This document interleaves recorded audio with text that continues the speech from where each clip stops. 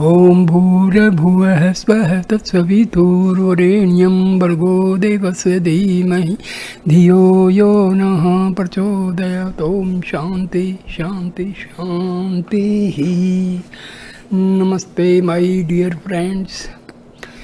This is 8th video on the life and teachings of Swami Brahmananda. Video number 8 starts with disciple is asking a question. Maharaj, is the Kundalini awakened by the grace of the Guru?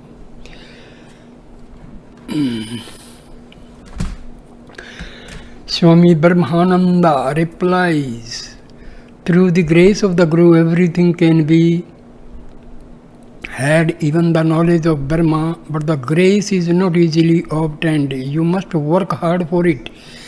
Begin now, devote yourself to spiritual disciplines, plunge into the very depth of your soul. To do this, it is advisable to establish a definite routine for the practice of japam and meditation, and to follow it with unwavering tenacity, whether you like it or not.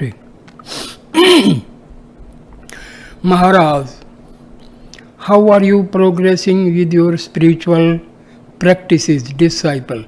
Not very well, Maharaj. I find so little time for them. There is so much work to be done. Maharaj, nonsense. It is a mistake to think that you cannot meditate for lack of time. The real cause is restlessness of mind. Work and worship must go hand in hand. It is a very good thing if one can devote oneself entirely to spiritual practices. But how many can do that? There are two types of men who can sit still without working. One is the idiot who is too dull to be active, and the other is the saint who has gone beyond all activity. As the Gita says, without performing work, no one can attain worklessness. Work is a means to reach the stage of meditation. Even those who give up work and lead an ascetic life have to devote some time to the necessary requirements of living. None can live without work. As Sri Krishna says, your very nature will force you to work. Learn to work for the Lord instead of working for yourself. Know that you are worshipping the Lord through your work. If you can work with this attitude, work will not bind you. On the contrary, it will improve you in every way, physically, mentally, intellectually, morally, and spiritually. Offer yourself body and soul to the Lord. Give yourself entirely to Him. Say to Him, I give myself body and soul to you. O Lord, do with me what you will. I am your servant, ready to serve you to the best of my ability. If you can really do this, the responsibility for your spiritual well-being rests with Him. But this resignation should be usurped by the right spirit and complete faith. No doubt must enter your heart. It is no use taking the name of God to cross the river and at the same time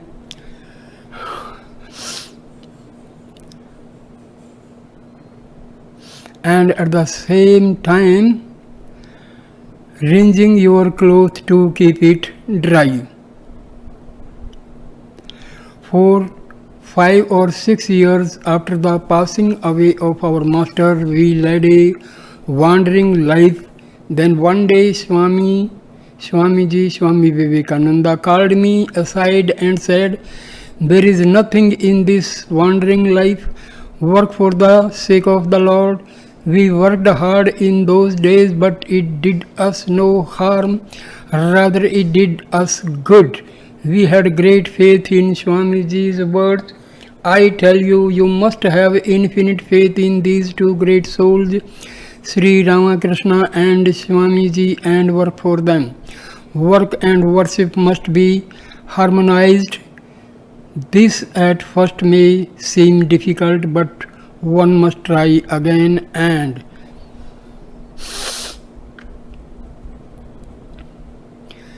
again. Sri Ramakrishna used to say, the newborn calf tries to stand up, but it falls down many times. Still, it never gives up. Finally, after repeated efforts, it is not only able to stand, but it learns to run also. The reference is made to Sri Ramakrishna's parable of the milkmaid and the Brahmin priest. A milkmaid used to supply milk to a Brahmin priest on the other side of the river. Owing to the irregularities of the boat service, the woman was sometimes late. One day the priest rebuked her for the delay, and she explained that sometimes she had to wait a long time for the boatman to ferry her across. The priest said, but my good woman, people cross the ocean of life by uttering the name of God. Cannot you cross even this little river? From that day forward, she was never late with the milk. One day the priest asked her why it was that she was never late anymore, and she said simply, I take the name of God and cross the river just as you told me.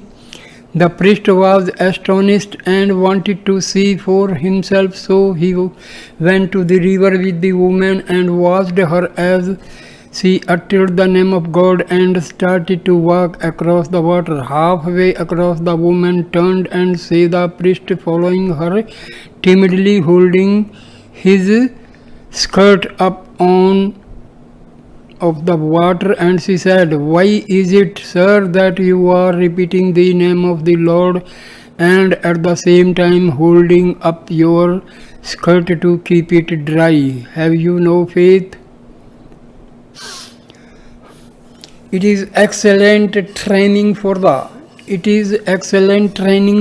mind to take up some form of work at the beginning of the spiritual life. When the mind is trained, it can be applied to meditation and other spiritual practices. The mind that is allowed to drift at one time will drift at the time of meditation also. There comes a time when the spiritually advanced man wants to devote himself solely to meditation and prayer. When that time comes, work drops away from him of itself.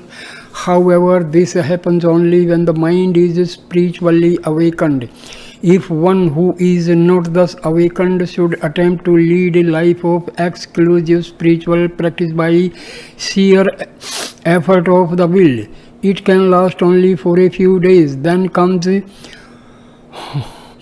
monotony, sometimes followed by madness. Again, there are others who follow the spiritual path in a haphazard way and at the same time keep their minds busy with worldly things. That is not good. Great strength can be acquired through the practices of continence. A true celibate can do the work of 25 men. Practice continence, japam and meditation and seek the company of the holy. Not all men know what is best for them. Therefore, they should seek the society of a holy man. Unless a man spends some time in solitude or in the company of the holy, he cannot understand his own mind. It is very difficult to grow spiritually in the midst of tumult and confusion. I give freedom to all. I want everyone to advance along his own way. But when I find a devotee who is unable to do this, I come to his aid. Life, eternal life is before you. What matters it if you devote a few lives to the service of God? even supposing they are spent in vain. But I tell you, this cannot be. You will see for yourself too what great spiritual heights you will soar through the grace of Sri Ramakrishna. Give up this easy-going life, otherwise it will be impossible for you to perform your spiritual practices properly. No matter what work you do it with your whole heart. That is the secret of work, as Swami used to say. Set yourself to work for the Lord, and before you begin any task, remember the Lord and offer your salutations to Him. Do this from time to time while you are working, and also when you have finished. Spend all your time thinking of the life, teachings and commandments of Sri Ramakrishna. Know in your heart that the work you are doing for Him. Strive to attain tranquility. Do not give way to inertia, but struggle to gain spiritual calmness. If you allow your mind to wander and lead a purposeless life, a bad reaction is bound to follow. Passions will overcome you. Through the practice of japam and meditation, the senses are controlled of themselves, but in the beginning they must be kept in check. Practice japam and meditation gradually. After continued practice, you will enjoy sitting for long periods of time absorbed in God. The beginner, however, should start with short periods at a time, 4 or 5 times a day. Practice japam whether you like it or not. As you persist, the mind is certain to become absorbed in contemplation. To attain spiritual tranquility, you must keep up a regular practice, even against your inclinations. Spiritual awakening is bound to come, and when it does, all the passions that ever existed in your will be forgotten. Maharaj, why do I insist that you devote yourself heart and soul to the Lord? When we were your age, Sri Ramakrishna kept careful watch over our spiritual practices. In youth, the mind is like unbaked clay and can be molded into any shape. Your minds are still young and pure. They have not been baked in the fire of worldliness. Therefore, they can be easily directed towards God. If the mind is molded now, you will achieve your purpose. You will not be troubled by distractions. The mind is like a package of mustard seeds. If the seeds are once scattered, it is difficult to gather them up again. Likewise, when the energies of the mind have been scattered as one grows older, it is very difficult to collect them and turn the mind toward God. Make God the be-all and all of your life. Devote yourself sincerely to realizing Him, and you will be free from all sorrow and pain. You will inherit eternal happiness. Man seeks happiness in the world, but does he find it? In his mad pursuit, he toils hard and runs hither and thither after many objects, only to find shadows after all. His life ebbs, he dies in vain. Leave these fleeting pleasures of the world behind you.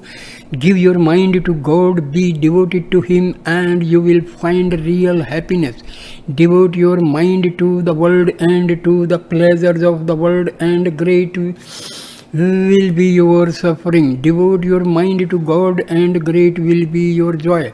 No matter what riches you may possess, no matter what prospects you may have for living a happy and prosperous life, you still will not find lasting happiness. Pain follows pleasure, and every action brings its own reaction. Nothing lasts but the one true happiness, which is to be found in God. You are boys. Young boys, your minds have not yet received any worldly impressions. If you can struggle now, you will be able to escape life's sorrows and Miss cries, never forget the ideal of a human life. We have not inherited this human birth to waste it in eating, drinking, and sleeping like animals. Since you have been born as a human being, spurn all worldly enjoyments and resolve to realize God. Never waver in your purpose, even if it means to die in the attempt. Enjoy the ecstasy of devotion and spiritual practice now and then enter the doors of infinite bliss forever. The most important aim in spiritual life is the attainment of God's grace. The breeze of grace is always blowing. Unfurl your sails. Give up worldly enjoyments and completely resign yourself to the Lord. You cannot love God and the world at the same time. If you want God, some temporal pleasures, ask yourself, what is it I want? Do I want this fleeting life of transient pleasures, or do I want the eternal bliss of everlasting life? When a man has renounced all worldly cravings and regards God as his own, God is very near. Such a man binds God to him with the fetters of love. Think of him as your very own. Pray to him, Lord, reveal yourself to me. God cannot remain unmoved by the pleas of such a devotee. He hastens to him and takes him in his arms. Oh, how inexpressible is that joy, how boundless that bliss. Only he can know who has had that experience, compared to which all worldly pleasures seem insipid and worthless. Sri Ramakrishna used to say, he who has given up sense enjoyments for God's sake has already covered 3 parts of the journey. Is it easy to renounce bodily cravings? Only if one has God's grace and has practiced severe spiritual disciplines in past lives can he pave the strength to renounce the world in this life. Purify your mind so that no worldly desire can arise in it. You have renounced everything and pledged your life to God, but remember, it is very difficult to lead a pure and unsullied life. You may think it is easy, but let me tell you, it is like walking on the sharp edge of a razor.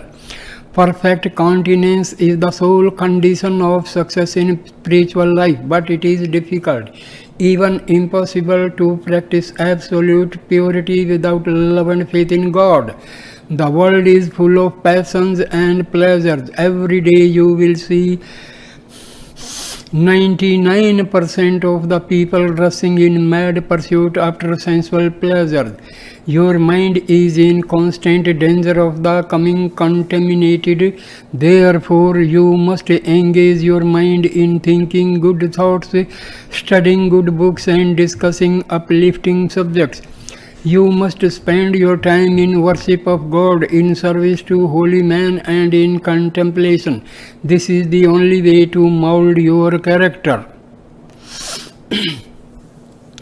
First of all, be firm in your vow of chastity. Everything else will follow. You cannot have a continental life unless you devote yourself to God, and without continence, realization of God is impossible. Unless you realize God, you will not find happiness, and without happiness, life is vain. Therefore, I beg you, my dear children, struggle and make an effort, and soon you will find faith and devotion awakening within you. You will be blessed by the vision of God, and you will become the heirs of immortal bliss. Disciple: Maharaj, we have all come here to the monastery with the same ideal and purpose, renouncing our own hearth and home. Why is it then that we cannot live in harmony with one another? Maharaj: my child, you must all learn to bear and forbear. Sri Ramakrishna used to say,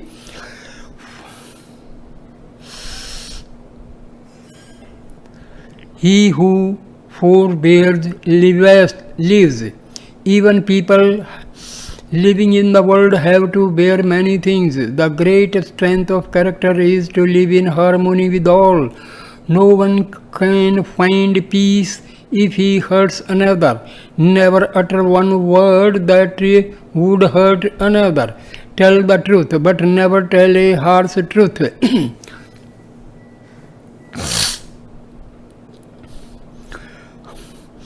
As long as you think God is there, you will find no peace. When you know and can feel that He is here, pointing to His heart, you will find peace.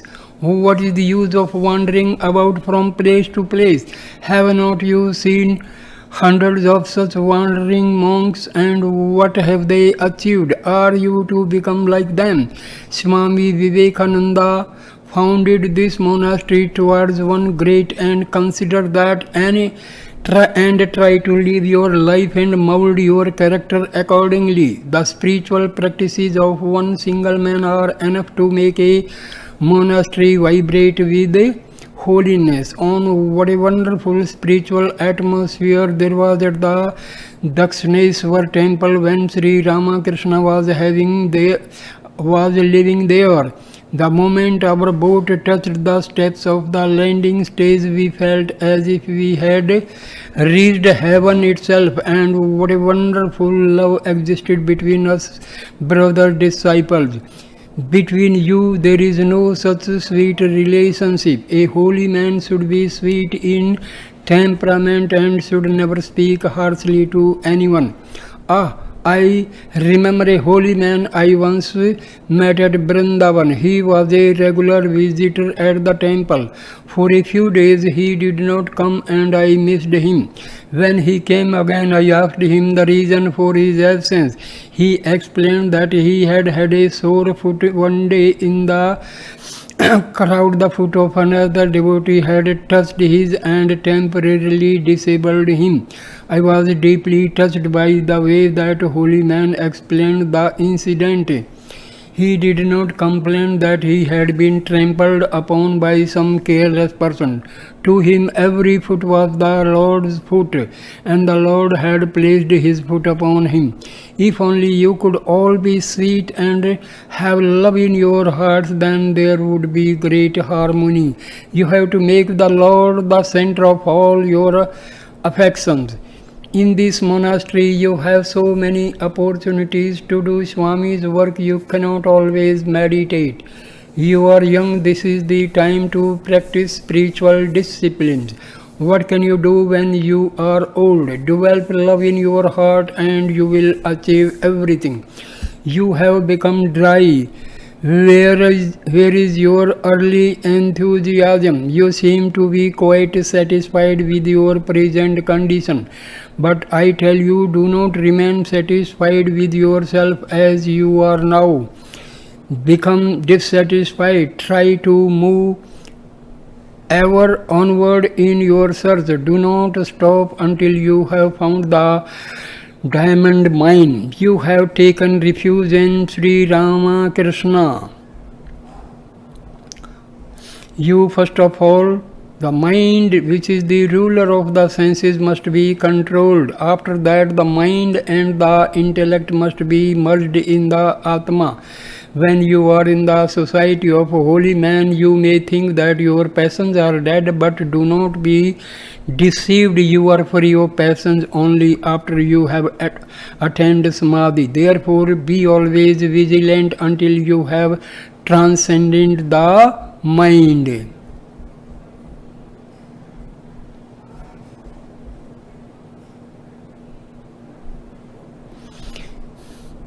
Referring to a parable of Sri Ramakrishna, a woodcutter going into the forest to gather wood met a monk who said, "Go deeper into the wood." The woodcutter did as he was told and soon came to a large group of sandalwood trees. He stayed there for a while and then he began to think. The monk told me to go deeper into the wood. He did not tell me to stop here. So he continued his journey and He went further and further into the wood. He discovered he went further and further into the wood. He discovered first a silver mine, then a gold mine, until at last he came upon a mine filled with diamonds and other precious stones. You are young and pure. What infinite possibilities are before you?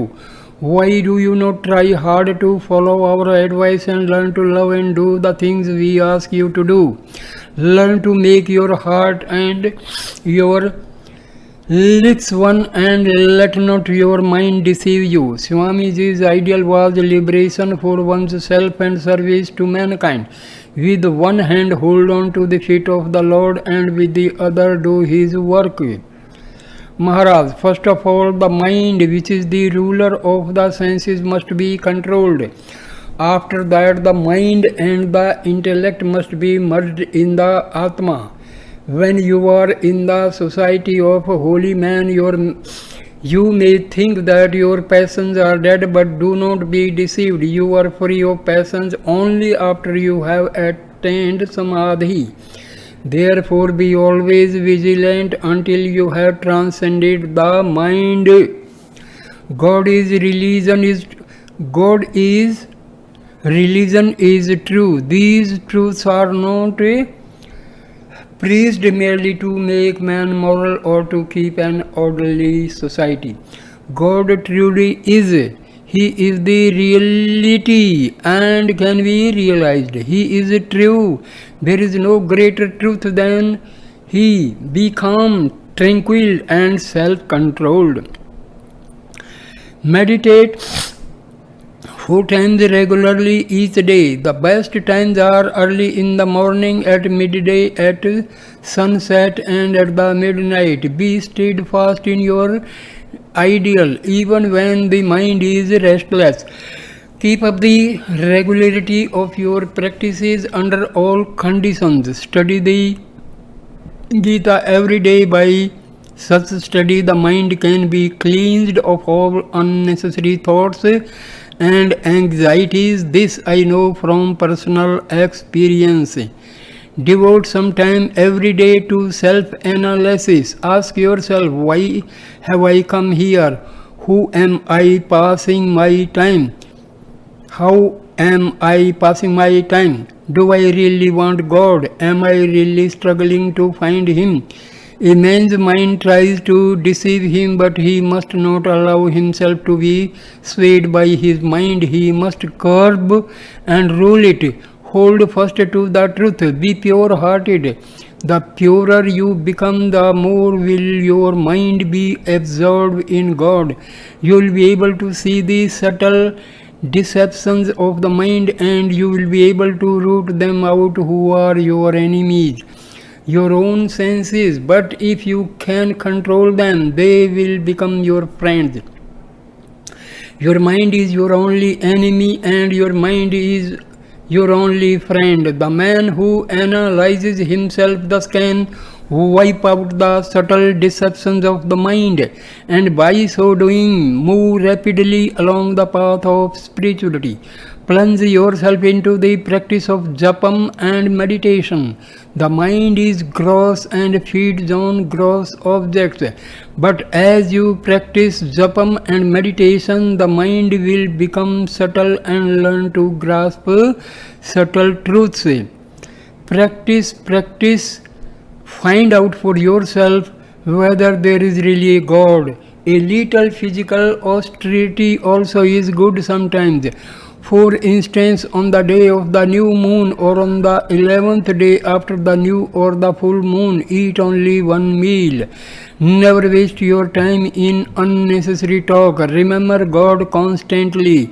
Remember Him when you eat, when you sit, when you lie down. Remember Him whatever you do. By such repeated practice, you will find that when you go to meditate, it will be easy to remember God and become absorbed in Him. As your mind becomes absorbed in meditation, a fountain of joy will spring up within you. Give no time to idle cares or idle talk. Idle talk wastes much energy. In the Upanishads, it is written, give up all vain talk. Devote all your time to meditation upon the Atma. In the Gita, it is said, give your mind to me. Be my devotee, worship me and bow down to me. And Sri Rama Krishna used to say, never squander the energies of your mind. This means remember God constantly. The worldly man is very careful not to squander his money, but he gives little heed to how he squanders his mind.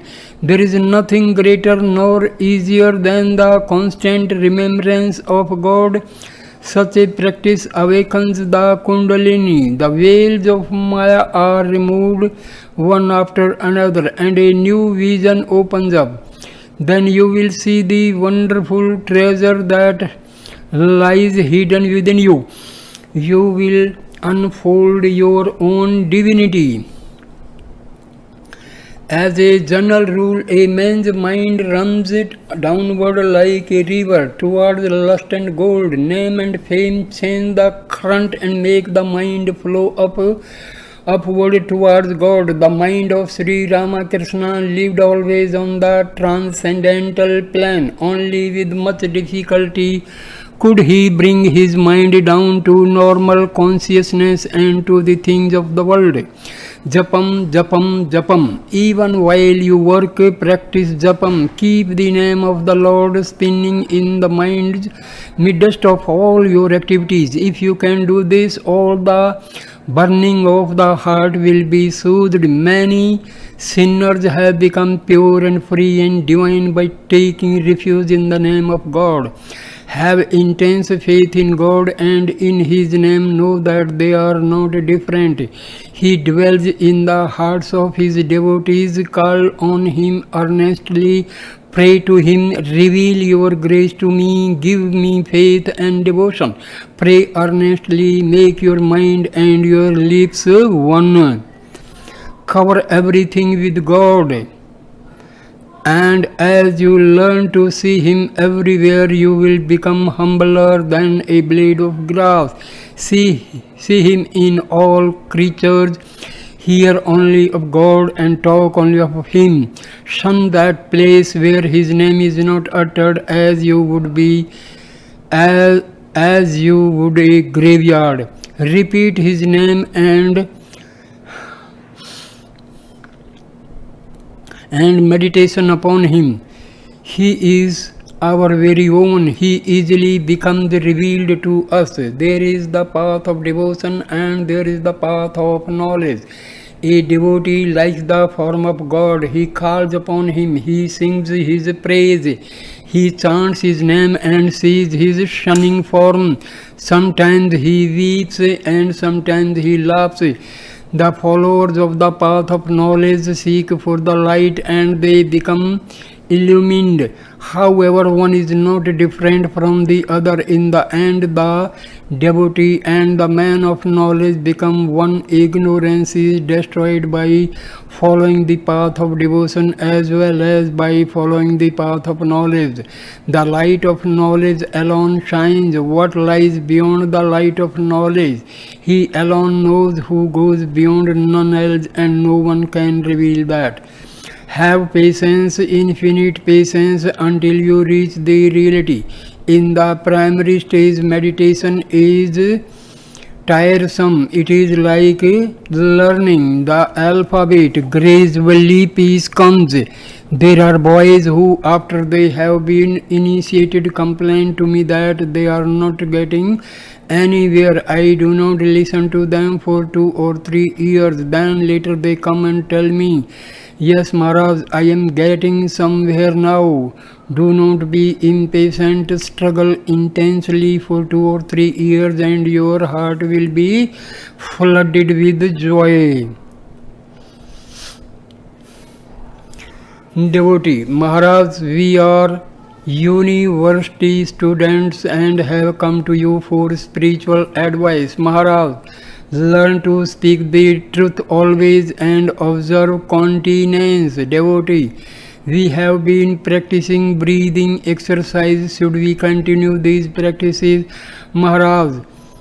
No, breathing exercises in themselves can be extremely dangerous. It is sufficient if you will repeat the name of the Lord. Through the practice of japam and meditation, you will reach the stage of kumbhaka, suspension of breath, essential to a concentrated mind without risking the dangers which may easily come from the practice of breathing exercises. Practice japam and your breathing will become finer and you will gain control of the vital energies in a natural way.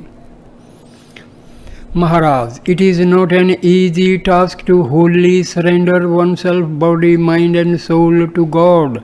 How can I surrender myself to God? I have not known Him nor seen Him, therefore how can I love Him? These are the doubts that arise in the mind.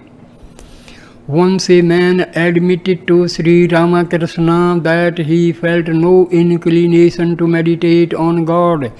The master asked him whom or what he loved most in the world, and the man told him that he had a pet lamb which he loved very dearly. All right, said the master, that is very good. Every time you feed your lamb, every time you pet him or do anything for him, think that you are serving the Lord. If you can do this with the wholehearted sincerity, you will reach the highest. Blessed are those who have received the grace of an illumined Guru. The Guru shows the way to the other shore and removes all the obstacles. Have intense faith in the words of the Guru and follow his precepts faithfully. Thus will the impurities of the mind be washed away and the light of knowledge dawn. Enlightenment comes quickly. No one who has faith in the Guru but who must learn to see God in the Guru must never be regarded as man. By worshipping him and serving him as God, the body and mind are purified. Through the help of the Guru, God is first revealed and then Guru and God become one. Unless the heart and mind are pure, the visions of God does not come. Sri Ramakrishna used to say, when a man finds an illumined Guru, he is soon freed from the sense of ego and he himself becomes illumined. But no man can free himself from the bonds of worldliness if he follows an ignorant teacher. There is suffering for both the disciple and the teacher. For how can he who is not illumined give illumination to another? How can he who has not found God and received his command, who has not been strengthened by the strength of God, give strength and help to another? How can the blind lead the blind? Only a free soul can give freedom to another. If a man truly longs for God, if he sincerely desires to practice spiritual disciplines, he is bound to find an illumined Guru. That disciple who has the grace of the Guru knows the path, let him follow it diligently. My boys, you have the grace of the Guru. You have the desire for spiritual knowledge. By receiving the Lord's name, you have received His grace and you also have the society of the holy. Now you must strive to get the grace of your own mind. By gaining mastery over your own mind, you will by its grace realize the grace of God and the grace of the Guru. The tendency of the lower mind is downward towards worldliness. This tendency must somehow be controlled. Hold the reins tightly as the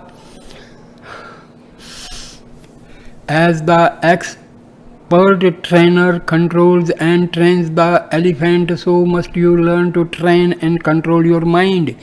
Be its master, let it not control you. Teach it to give up all cravings for fleshly enjoyments. When the mind is once freed from craving, it becomes your slave. That is why the ideal of renunciation is so highly extolled in the Gita and other scriptures. God and the lust for worldly enjoyments cannot go together. To have one, you have to let go the other. At the same time, it is not possible to entirely give up the lower pleasures unless you have tasted the joy of the higher. That's why I insist that you give your whole heart to God now while you are young. Make him your own. God is my all in all. Fix this truth firmly in your hearts, and the path will be easy. When once you taste the joy of the Lord, all other pleasures will become insipid.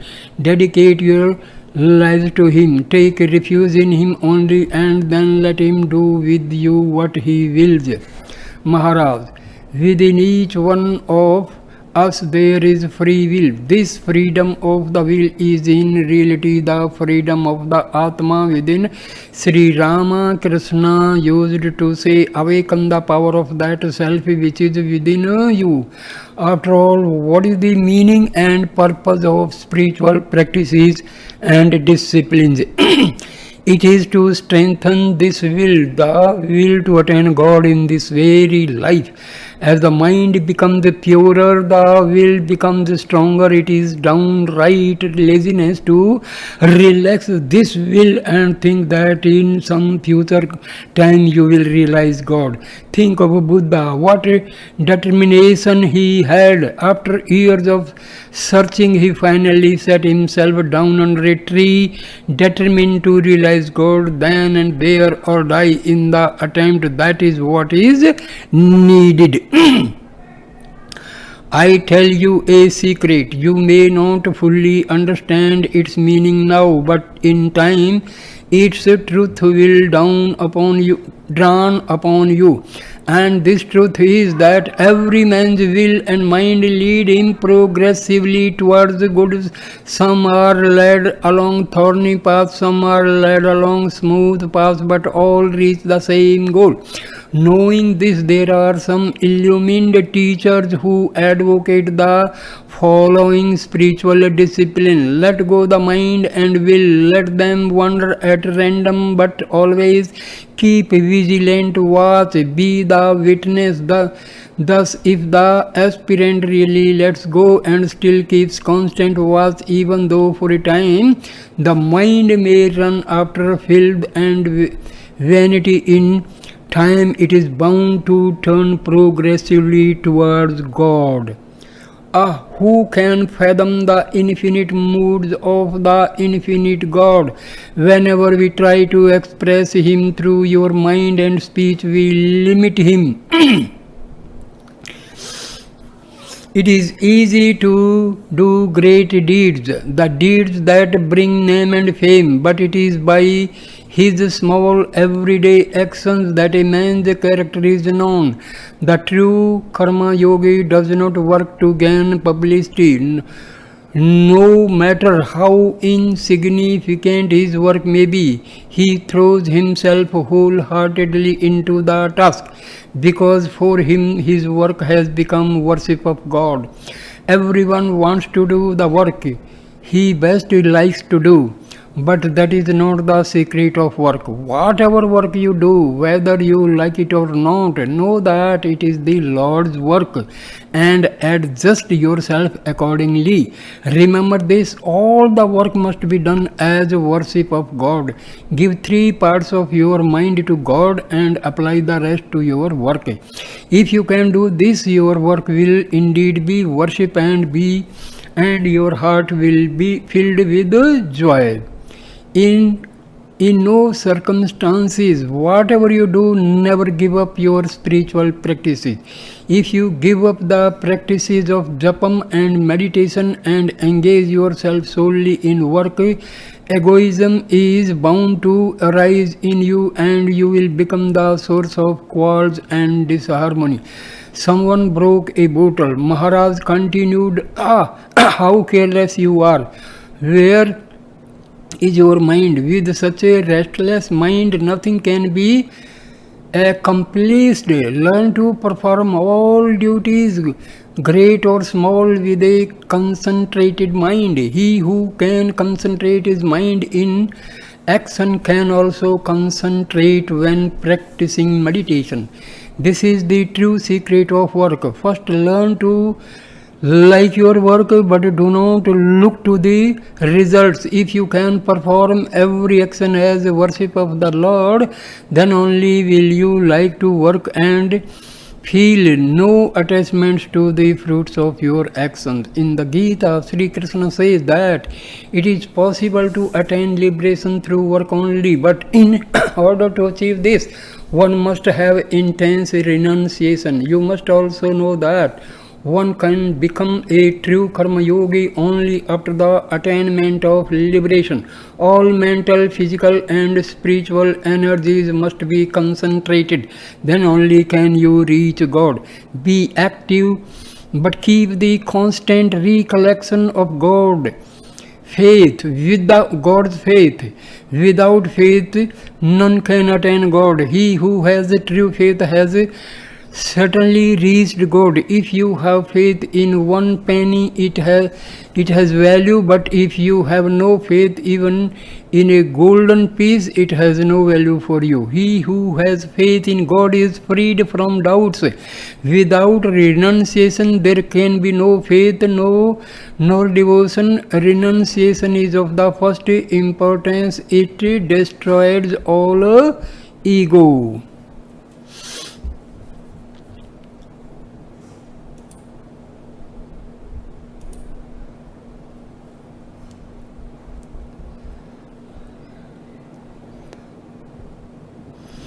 Maharaj, pray to Sri Ramakrishna, he still lives. Pray to him, you are mine and I am yours. Merge yourself in his consciousness. He will show you the path. Disciple, but Maharaj, do you mean to say that Sri Ramakrishna is still living? Maharaj, of course he is living. Are you mad? If he were not living, why should we lead such a life, giving up our homes and all our possessions? He is. Asked to see and know him. Pour out your whole heart in prayer to him. He will remove all your doubts and show you his true nature. Disciple, do you see him, Maharaj? Maharaj says, yes, through his grace I see him. Anyone can see him if he have his grace.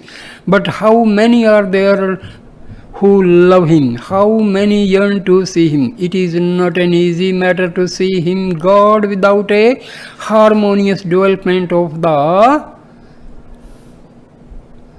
mental, physical and spiritual powers. Religion is not possible. Faith, intense faith is what is needed. He who has faith has seen God. He who has no faith in God doubts everything. He who has faith in God overcomes all doubts. Without dispassion towards the world, faith and love do not grow. You must have dispassion. To lose the ego in God is dispassion. Disciple, Maharaj, when I sit down to meditate, I find that my mind wanders and I think of many things. How am I to stop this restless, Maharaj?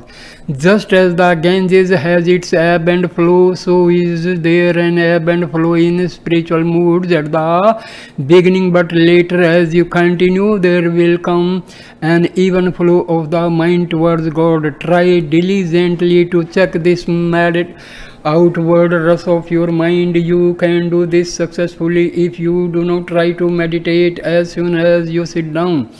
First, draw the mind back from its external pursuits by means of discrimination and lock it up inside at the sacred feet of your chosen ideal.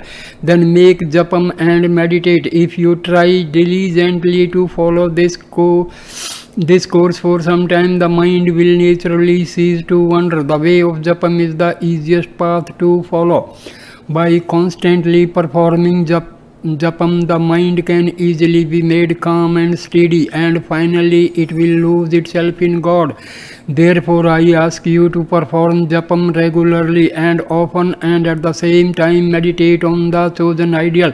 This combined practice brings quick success. Always practice your disciplines and unswerving steadfastness, and let not a single day pass without them.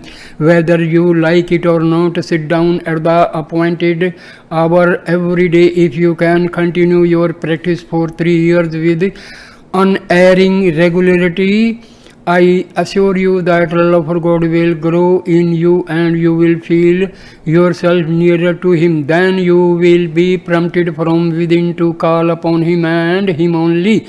Then you will not be able to turn your mind in any other direction.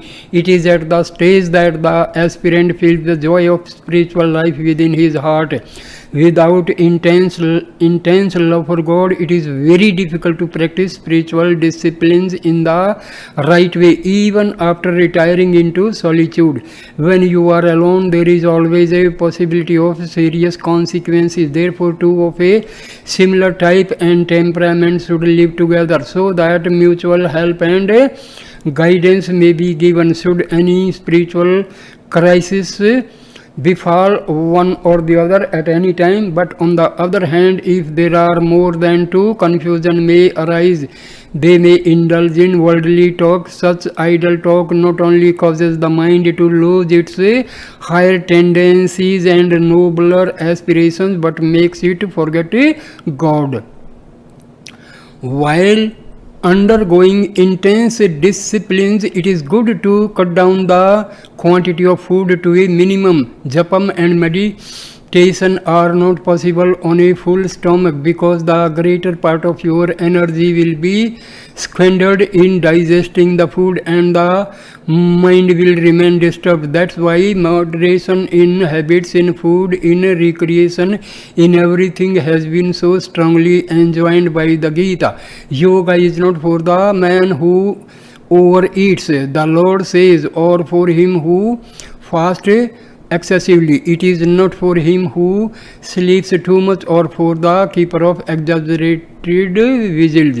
In the sacred monastery, how great are the facilities for spiritual practices. You do not have to concern yourself about food or clothes or anything else. All is ready at hand. Live here and apply yourself wholeheartedly to a life of constant prayer and meditation. No good comes of having hike a vagabond, my child. If you think that you can become a Mahatma or a great seer by wandering here and there, let me tell you, you are mistaken. You cannot become a saint that way. Without unceasing practice, you cannot have any religious experience. It cannot be had by trickery. If you sincerely long for God, you must plunge into meditation and become completely lost in God. So I end this video here. Thank you, my dear, for listening this video with patience. Please like, comment and share the video and subscribe the channel. Thank you, my dear friend. Namaskar. Namaste.